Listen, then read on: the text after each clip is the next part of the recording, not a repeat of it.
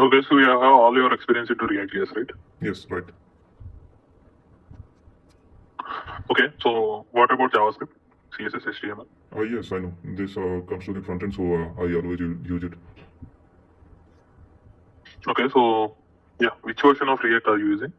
I'm using the latest one. Okay, so you are using class-based components or functional-based components? So when I started learning, it was functional based, and now after 16.8, we have a functional based component. So mostly I use the functional based. Okay, yeah. So let us start with JavaScript. Okay. Yeah, what is hoisting in JavaScript? So hoisting basically like if we declare a variable using var and any regular function, so it declaration of it automatically moves to the top of its scope. So that is hoisting. So how it works? Like how it works? Will hoisting work with all the variables? No, only var. Okay, so not y other things. No, after ES6 I introduced latent const, it does not work. Those are the blockers for. Okay, what is difference between let and var? So the main difference is like where is functional scope and let is blocker scope. Okay. And like if we initialize variable var without any value, and if we log, we will get the undefined, and before assigning any value on it. But in case of let, it does not work like that. Okay, what is event loop? So event loop, that means like as we know, JavaScript is a single threaded language. That means first in, first out. So in event loop, that means moving moving our events from the task queue to the caller stack. This process is called event loop. Okay, so what is the precedence over there in event loop? Sorry. Event looping, let's say you are saying something whenever we have an asynchronous, this event loop comes into picture, right? Let's say I have a set timeout and then promise. So let's say both got resolved at the same point of time. So among the set timeout and promise, which one is going to take the higher precedence? Like first, it will proceed with promise, and then use. What you told? Another one. Set timeout. Yeah. So have you used set timeout? Yes, I've used. Okay. What is difference between set timeout and set interval? So basically, set in what happens in set timeout, like it will runs only once at a given time, and then it will be out. And in set interval, like if we give some value to it, suppose I have given 1 second to it, so it will execute every 1 second whatever code we post. We put inside it. Okay. What are the ES6 features you had used? ES6 features and there are many features introduced like latent const, rest operator we have, a spread operator, also template string we have, arrow function we have, and many other things are introduced. Also promise we have. So where you mostly use a rest operator? Rest operator, let's suppose we don't know how many value we will be getting inside a function. So let's suppose we are passing student details like name, age, and school details. Okay, so if we want to get only name and like age, then like we can write something like this. I'm writing the code, you know. Yeah, that's right. So like name, age. So like this, with those, on both variable like name and age, we will get the value for it. And in the rest, if we log it, so we will get the whatever value it has left. Okay. I want to check like whether a particular string is a palindrome or not. So how would you be able to do that with JavaScript? So have you heard of array.reverse? Sorry, array dot? Reverse. Reverse. Yeah. Yes, I've heard. Now what is the purpose of it? So like we can reverse reverse any element inside it. Mhm. So what is meant by shallow copy and deep copy? Shallow copy, that means shallow copy, that means it makes it creates the another memory. It only takes the value, but in deep copy, it refers to the same memory. Sorry, deep copy will be pointing to same memory. Yes, it will reference to the same memory. Let's say I have copied one particular object. Let's say assume that as a deep copy. Now, whatever the object I have copied, on top of that, I made some change. Will that impact my parent object from where I copied? Yes. When I am doing a deep copy. Yes, deep copy, it will impact. Okay, deep copy won't impact. Shallow copy will impact. Oh, sorry. Maybe I mismatched. Okay. Okay. What are closures? Closures, that means I can give an example for it. So let's suppose I have a function, and inside it I have another function, and we have declared any variable in our parent function. So the child function will have access to it. So this process is what? Okay. Let's say I have a function. Okay. Outside of that function, I don't have any functions. Okay. I have simply a variable outside of it. Will that value still act as a closure inside that function, or it won't act? It should act. Okay. Yeah.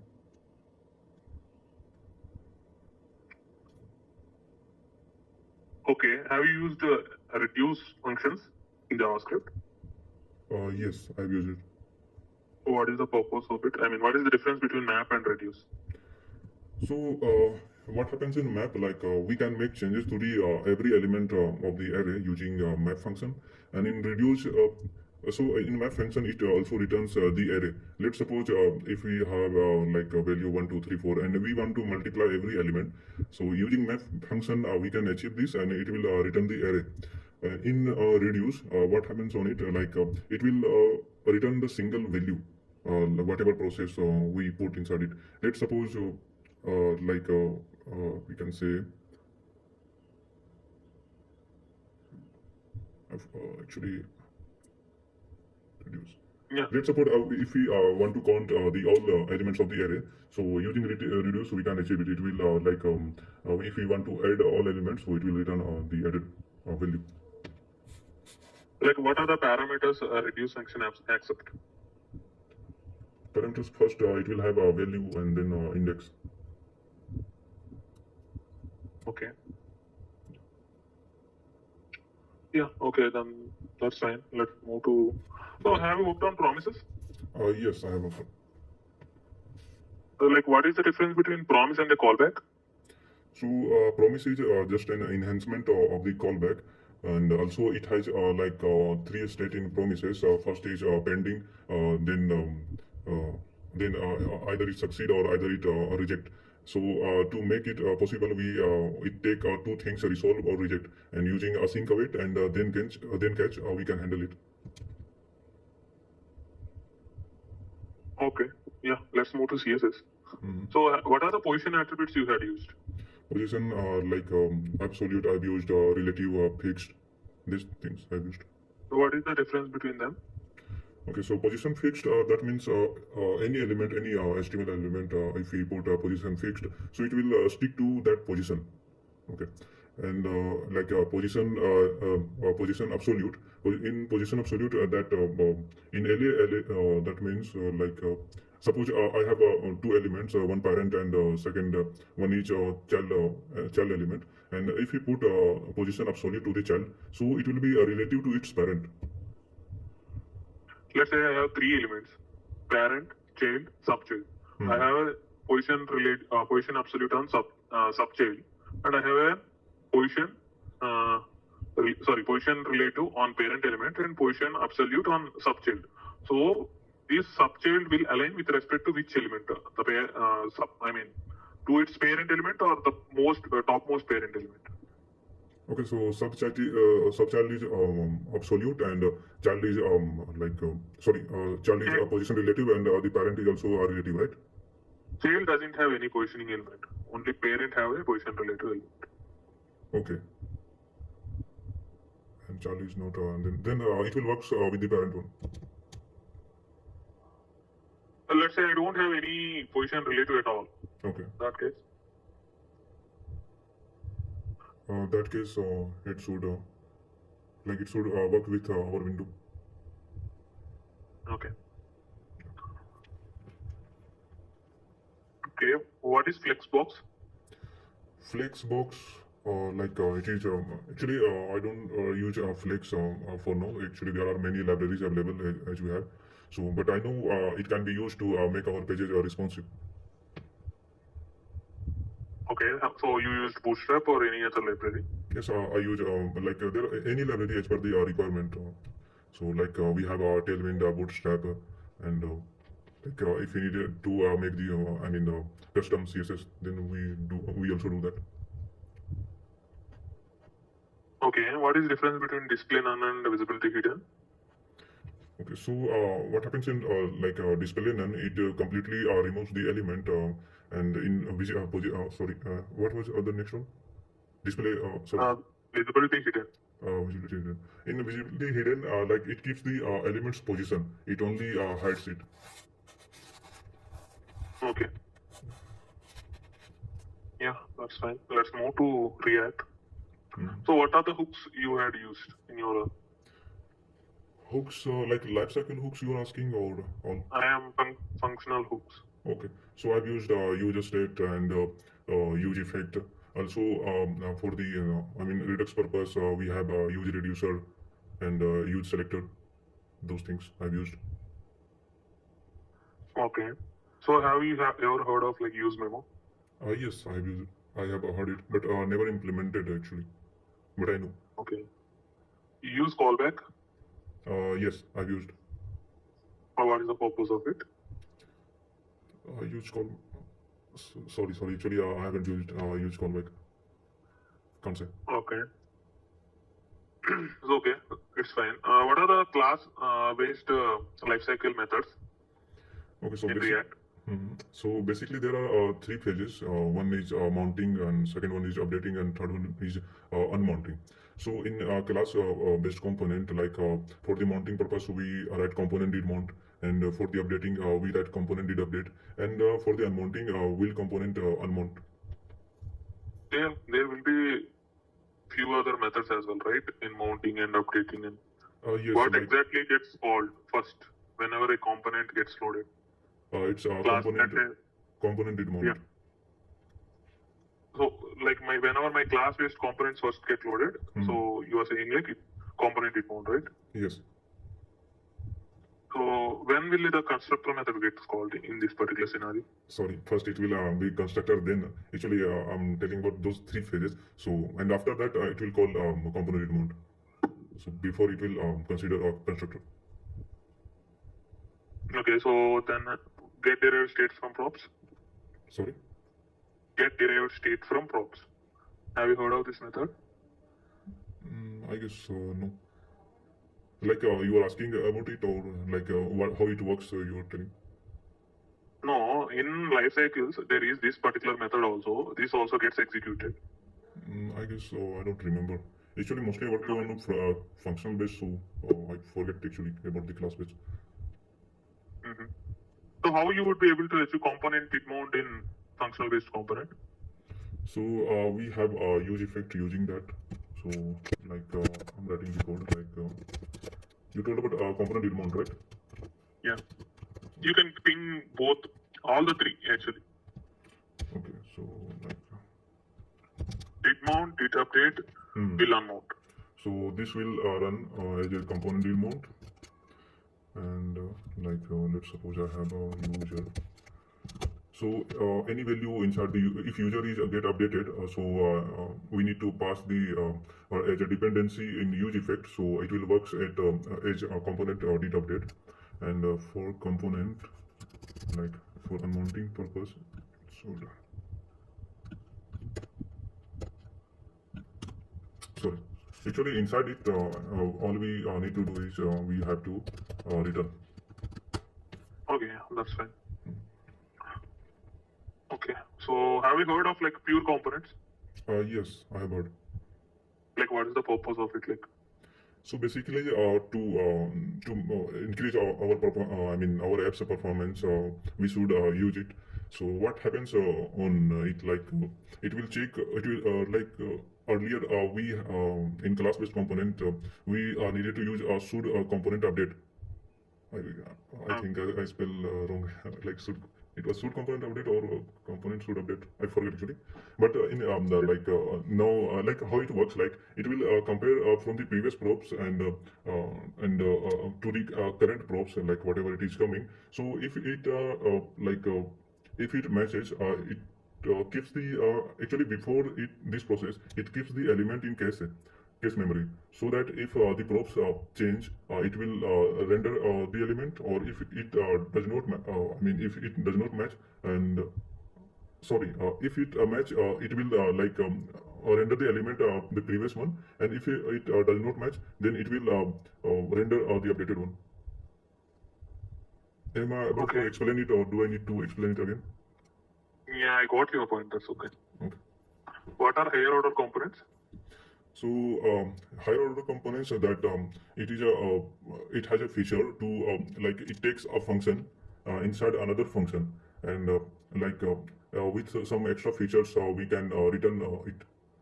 Like it takes a function and we can modify it to the another function. Sorry, we cannot modify actually, but we can use the features of that function in another function, and it will it will save writing the more code. Okay, any HOCs you used? Yes, in like a reducer we have connect. Also, in JavaScript we call currying, JavaScript currying, something like that. Yeah. So those are the. Okay, so yeah, let's come to Redux. So have you used context API? No, I have not used it, but no, I have not used. Only okay, so you have actually only for the learning purpose I have used, but not implemented it confidently. So concept. We already have a state management in React, right? Then why we are going for this Redux? Because Redux was introduced first, and I don't know the specific reason for it. So okay. That's why we are. So how Redux works? So Redux basically it store the state on the global basis, so that that state will be available for the every component.